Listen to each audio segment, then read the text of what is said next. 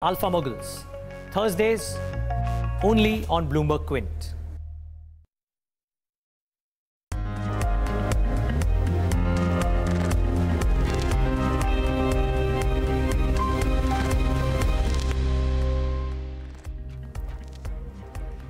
Good morning, you're watching Daybreak on Bloomberg Quint Live and I'm Alex Matthew. First, the headlines this morning. It's a mixed start to trade in Asia. Investors watch for upcoming corporate earnings. The treasuries and the dollar were steady. US President Donald Trump calls the Mueller probe on the 2016 elections a disaster. Republicans call the statement shameful and bizarre. The International Monetary Fund cuts India's growth forecast by 0.1 and 0.3 percentage points for the current financial year and the next one respectively, citing higher oil prices.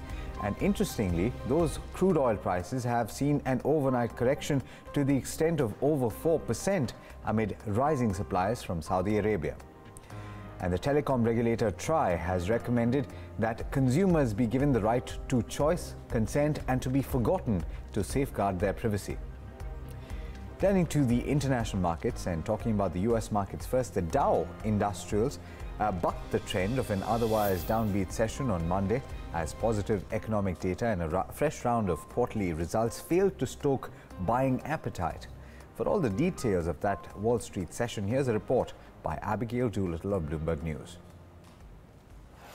Stocks finished mixed in Monday's Wall Street session. The Dow climbed by about 0.2%. The S&P 500, though, fell by about 0.1%. And the tech-heavy NASDAQ, that index fell by about 0.3%. Now, all of this comes after two back-to-back weeks of gains for the major averages. So a little bit of consolidation here, plus investors looking for more cues as the earnings season progresses. Now, speaking of the earnings season, the financial sector was the best sector on the day, up 1.8%, helped largely by Bank of America. Those shares popped higher by 4.3% on a solid second quarter earnings report, helping the likes of JP Morgan, Citigroup, and the other big banks. Plus, the entire sector did receive a tailwind from rising yields. Dragging on the major averages, though, helping to explain the decline, at least for the S&P 500, was the energy sector. Oil down more than 4%, the energy sector down more than 1%. Some of the big laggards there, Marathon Oil, Noble Energy, Newfield Exploration, Hess, plus many others. Now, as for some of the other big movers on the day, Tesla fell on the day, down nearly 3% on a controversial tweet by CEO Elon Musk over the weekend. But Arconic, the aerospace company, those shares up nearly 10% on speculation that the company could be bought out by private equity firms. So some interesting movement beneath relatively benign service. All of this against the backdrop of Haven bonds pulling back. So there really wasn't a strong risk-on or risk-off appetite in Monday's Wall Street session. In New York, Abigail Doolittle, Bloomberg News. Well, meanwhile, US President Donald Trump was in Russia in Helsinki for a summit with Vladimir Putin. And it's over after nearly 2 hours behind closed doors and another hour in front of the press. There's plenty of material to sort through. Bloomberg's Joe Sobzik has this report on the key takeaways. Republicans have sort of looked the other way with Trump on a number of issues in the past, fearing mainly because he's got such a hold over GOP voters in the United States. But this triggered quite an intense backlash, probably more than anything he has done in office. You had some of the people who've been frequently critical, such as Senator John McCain, Senator Jeff Flake, but even one of Trump's staunchest supporters, Newt Gingrich, the former House Speaker, whose wife is Trump's ambassador to the Vatican, said this was the most serious mistake of his presidency. It needs to be corrected immediately.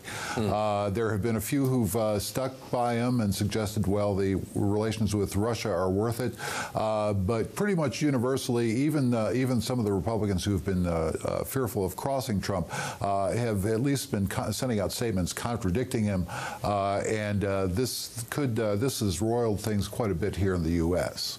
Yeah, that's right. In terms of even his Republican allies, Paul Ryan saying Russia not an ally, Jeff Flake saying shameful, and John McCain saying disgraceful. These are not quick words you want to come to here. But Joe, in terms of further repercussions, maybe beyond the verbal here, what might there be for Trump?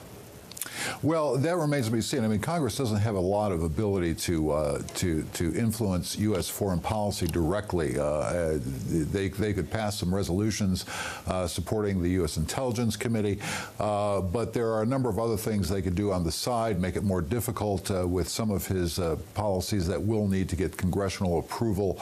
There has also been some movement in the U.S. House by Republicans there to do things that kind of undercut the probe into Russian influence on the campaign and possible ties to Trump's campaign. Those may slow down. I mean, we're still waiting to see whether or not they go through with some of the other things, but there's not a lot directly they can do, but there can be more defiance of Trump in other areas where he wants to advance his agenda. All right, let's take a check on the Asian markets, and to do that, I'm joined live by David Inglis from Hong Kong. Morning, David. Just from the initial ticks that I'm seeing, the Nikkei after a break opening positive, and China opening in the red. Yeah, as you again perhaps alluded to already there, that Japan was indeed shut yesterday, so it's reopening today, playing a bit of catch up, if you will. The rest of the region, though, seeing some losses as far as the equity markets are concerned. We're down 1/5%. In Australia, you mentioned China, we're down 1/2% in that index, opening 6 minutes or so there. As far as currencies are concerned, no consistent theme so far this Tuesday morning. I mean, the dollar is a slightly bid. But that being said, you're getting the likes of the South Korean won, seeing a bit of strength. Now, just to take you through some, I guess, 3 pieces of news, in fact, just breaking, in fact, right now, just in. So first is we have the minutes from the latest RBA meeting, and I think the takeaway from there is that what they're saying is the next move in their cash rate will most likely be up rather than down. It's appropriate, though, as they mentioned here, to hold the rate steady, be a source of stability, obviously, in these trying times. The other piece of news I want to mention is out of China, where you have the latest house home price data out. So June home prices up 1.1%. That's a month-on-month figure. It was faster than May, and we're getting a little bit more reaction as far as the equity markets are concerned, but it's more acute and nuanced there, of course, more than anything else.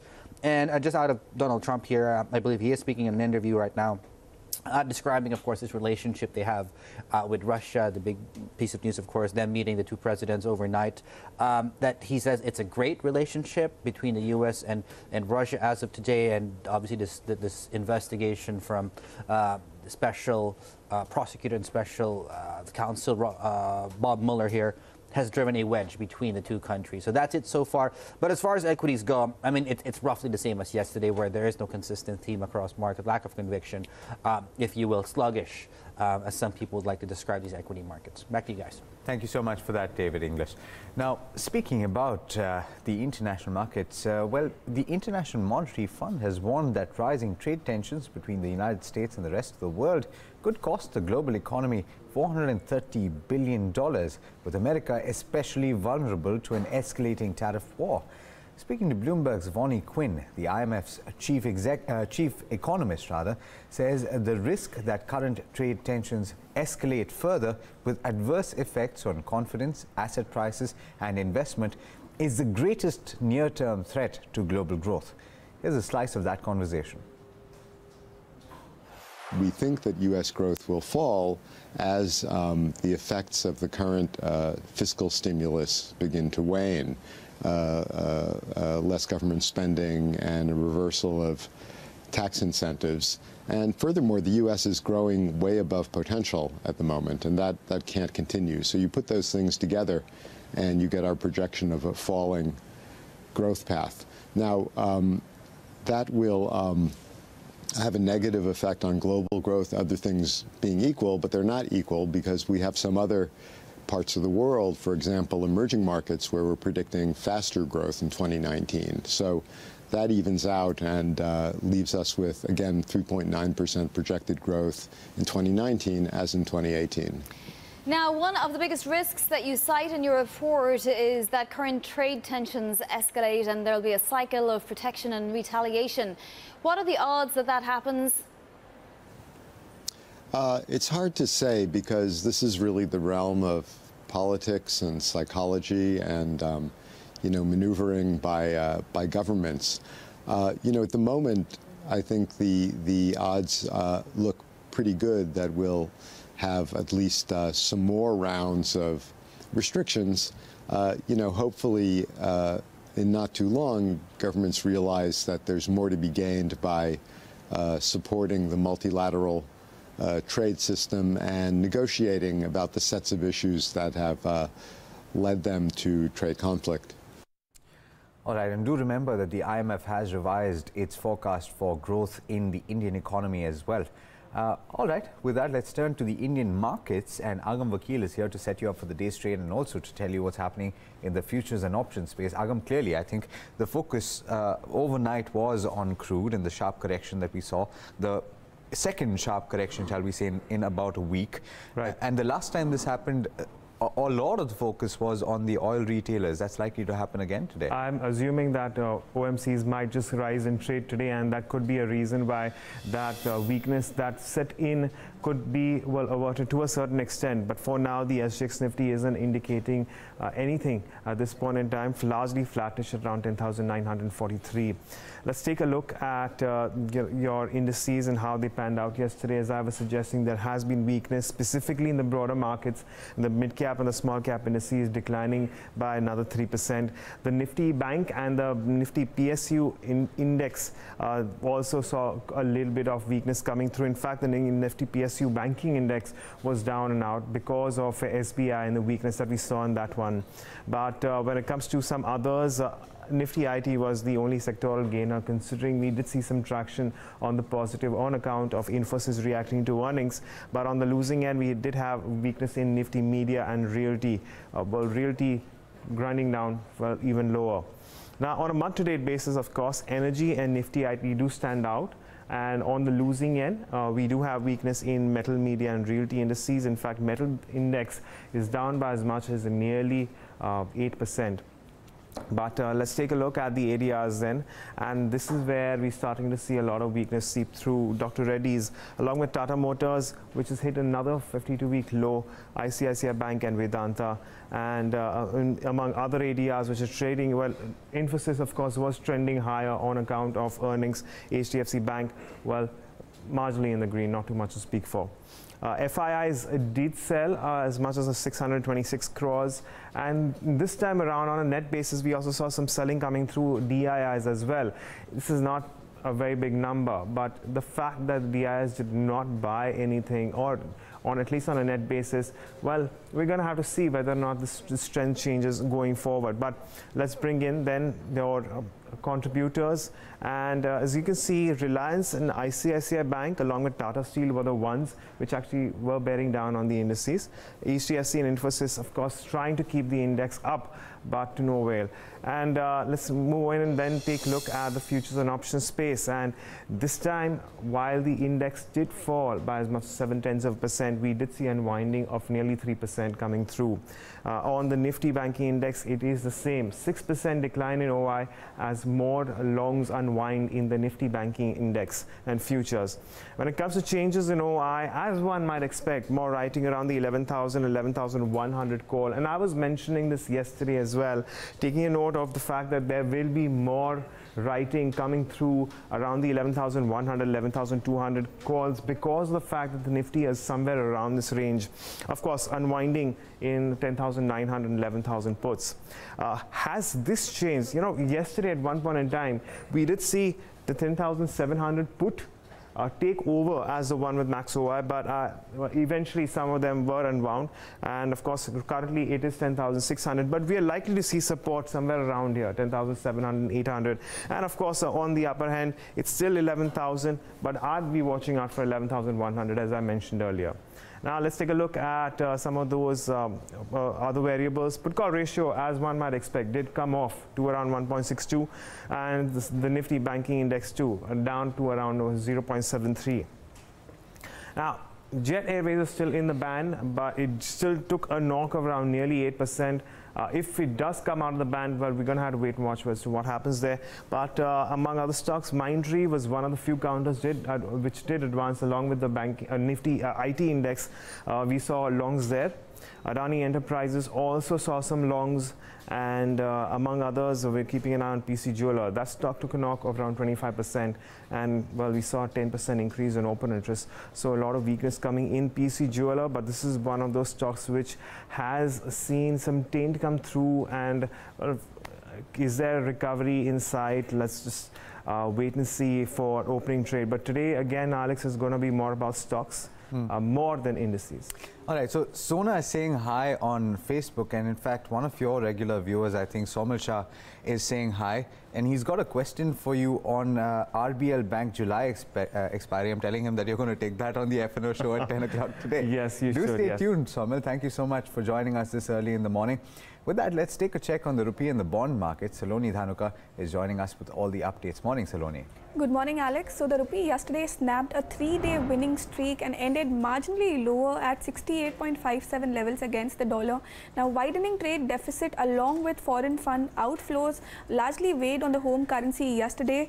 That apart, sovereign bonds declined yesterday for the second straight session as wholesale inflation accelerated in the month of June, its fastest pace since 2013.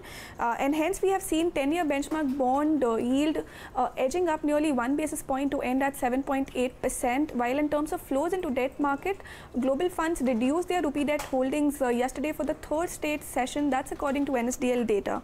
Well, on the global front, the dollar index ended lower for the second straight day yesterday. It ended 0.2% lower near 94.50 levels.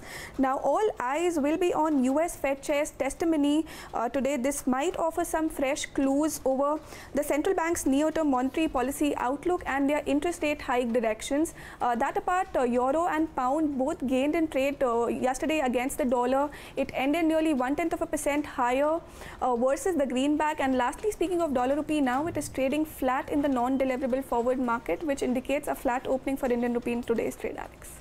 All right, thanks so much for that, Saloni.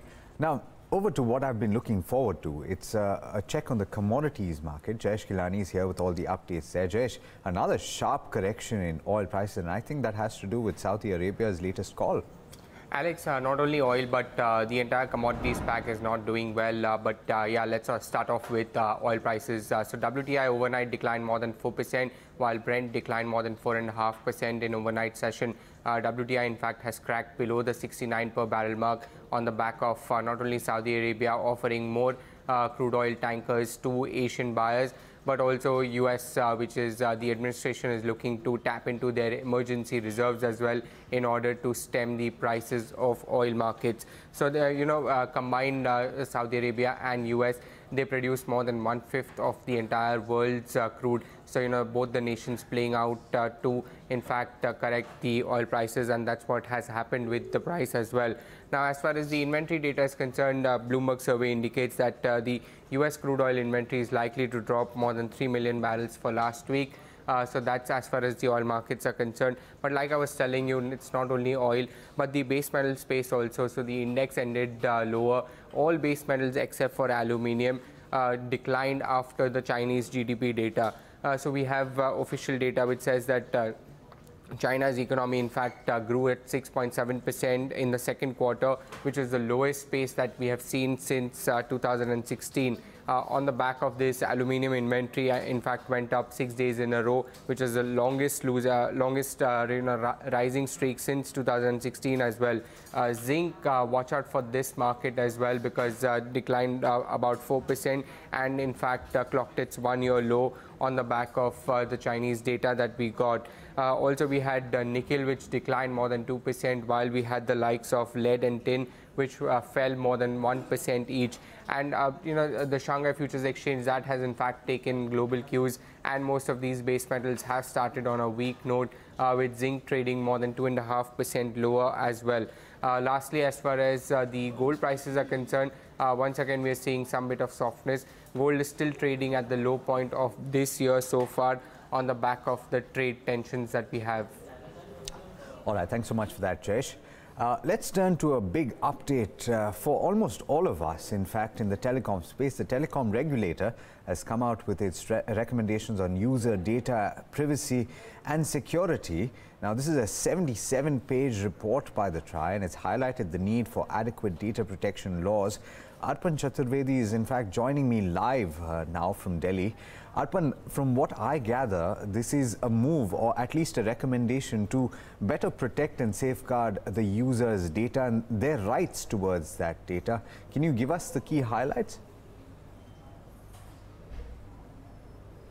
That's right, Alex. So the two main points that come out from this report is that one deals with the ownership of data, and the other is with the regulatory framework for protection of data. And the TRAI in its report has said that at the current, there must be a data regulatory framework to protect users' right. And as far as the other main feature of the report is concerned, there the TRAI has made it clear that what they have recommended is that the right of the personal data should always lie with the consumers. Apart from that, they have also said that there should be right of choice, consent, and of course data portability, and as well as, very importantly, right to be forgotten. Apart from that, the TRAI in its report has also said that there must be steps to encourage information related to data security breaches. Of course, we have also, if you remember, as far as the Aadhaar case was concerned, there also this question was again raised, that the TRAI has again said that must be encouraged and incentivized so that such instances do not occur in future. So these were some of the main highlights that has come out from this recommendation that the TRAI has come up with. All right, thanks so much, Arpan, for joining us. We'll of course stay with that story and figure out what the telecom industry has to say with regard to those recommendations. And shifting focus now to earnings, Hindustan Unilever, or HUL, reported a steady set of numbers post-market hours on Monday, that's yesterday. The company registered its third straight quarter of double-digit volume growth. Remember, we told you that would be in focus. Agam Vakil is back to tell you what the key highlights were. Agam, volume growth picture looks good. It certainly does, Alex, and this is certainly a positive. As you've already mentioned, we are looking at the third consecutive quarter of double-digit volumes growth. I'm going to start off with the top line, where we have seen growth of around 11% at a little less than 9,500 crores, and this is a notch below consensus expectations. However, the company says that the comparable domestic growth stands at around 16%, and 12% underlying volumes growth, of course, is on the higher end of the Bloomberg Quint poll of around 11 to 12%. So that, of course, certainly will be taken as a positive. What we've also seen is the management, where they have suggested that the growth in rural areas is a lot faster than your urban areas, and this is essentially on low base. Double-digit growth is also seen in home care on brands such as Vim, Wheel and Surf, and they've also have some reclassification of certain segments. One of them, of course, is a beauty and personal care category, where it is skin care and hair care which have actually led the growth. Finally, coming down to margins, they have seen substantial expansion in margins at around 23.7% against 21.9% on cost efficiencies, despite the fact that HUL did see an increase in your raw material costs. That said, that's actually led to a gross margin expansion and consequently led to a 19% growth in its profitability. On the whole, it's a steady set of earnings, despite the fact that its top line was below Bloomberg consensus. All right, Agam, thanks so much for that review on HUL. Turning to the only nifty company that's going to come out with earnings today, we're talking about Zee Entertainment this time around. While high ad or advertising spends may aid revenues, higher costs may impact margins. That's essentially the preview. Saloni Dhanuka is here to tell you exactly what you have to look forward to. Saloni, over to you. So, Alex, we are expecting a very good quarter from Zee Entertainment this time around. Well, speaking of few headline numbers, we are expecting revenue to increase by 16% to 1,785 crores, while net profit is seen up almost 40%. Now, this is, of course, on the back of lower tax incidence that was seen in the base quarter, while EBITDA margins are expected to remain flattish around 31.7%. Now, that apart, Zee is expected to post healthy ad revenue growth growth, largely driven by higher viewership share, higher ad spends by FMCG players, along with lower base, which was impacted by GST. Well, speaking of subscription revenue, it is expected to grow over 10% on a YOY basis. Remember, there was a decline of nearly 9% in the base quarter as Zee sold its sports business to 10 networks in Q1 of FY18. On the contrary, higher content cost for their digital platform, that is Z5, and continuous investment in movies will continue to weigh on margins. And lastly, we will be looking out for management commentary on margin guidance for this fiscal year, their investment plans and content pipeline for their digital platform, that is Z5, and also international launches if there are any, Alex. All right, thanks so much for that, Saloni. I quickly want to address a couple of comments coming in. Sujata Naik is asking for a call on Ashok Leyland. Unfortunately, Sujata, I'm not qualified to give you that call. We do have a show at 12:30 called Ask BQ, where we can ask a fundamental expert for you. So you can tune in at that time. We also have somebody, Tushar Tiwari, asking about, in fact, crude oil prices and whether they will help the Nifty go higher. We'll take that up as well on Indian Open and perhaps at 8:30 when the experts come in. But the last time this happened, we saw oil retailers go higher in trade. All right, with that, let's talk about the stocks in news. Shraddha Babla is here with all the stocks that you have to pay attention to. Shraddha, what's the action today? So, Alex, you have Jai Bharat Maruti, which has reported a very strong set of numbers. You had revenues grow by 34%, net profit up by about 33%.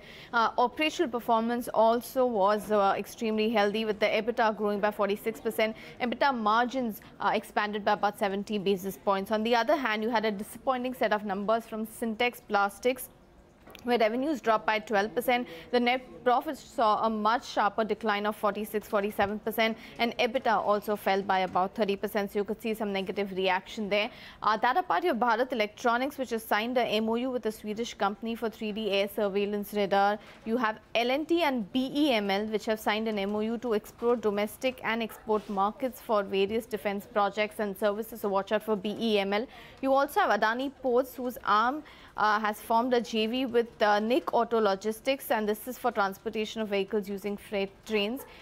Important bulk deals. One is JTE KT India, where the promoter has sold 5.75% stake. That's a significant chunk, but that's of course out of a total of 68% or so that they held at the end of June 2018. Amongst the buyers is Reliance Capital. They've bought about 3% stake. You have India Corn Fund, a corn fund which has bought 0.6% stake, and White Oak India Equity Fund, which has bought another marginal 0.7% stake. KDDL will also be in focus, where RBS has bought 2.3% stake in the company via bulk deal. Mavin India Fund, on the other hand, has sold 0.6% stake, and RC Tritech has sold 0.5% stake. But these are some of the names to track, Alex. All right, thanks so much for that, Shraddha. Now, if you log onto the website, you'll find several stories there, a lot of them interesting. I'm just going to have time to tell you about two of them. IDBI Bank will soon convene a board meeting to approve the allotment of preference shares to LIC, as Life Insurance Corporation of India, enabling the insurance company, of course, to acquire 51% stake in the bank. Remember, the board of LIC gave its approval for the stake increase in a meeting yesterday. And ICICI Bank has decided to postpone its annual general meeting by a month to account for the independent inquiry being conducted by Justice B.N. Srikrishna on the alleged cases of impropriety against the bank's CEO, Chanda Kochar. All right, that's all we have time for on this edition of Daybreak, but all you need to know is up next, so do stay tuned. This is Bloomberg Quint.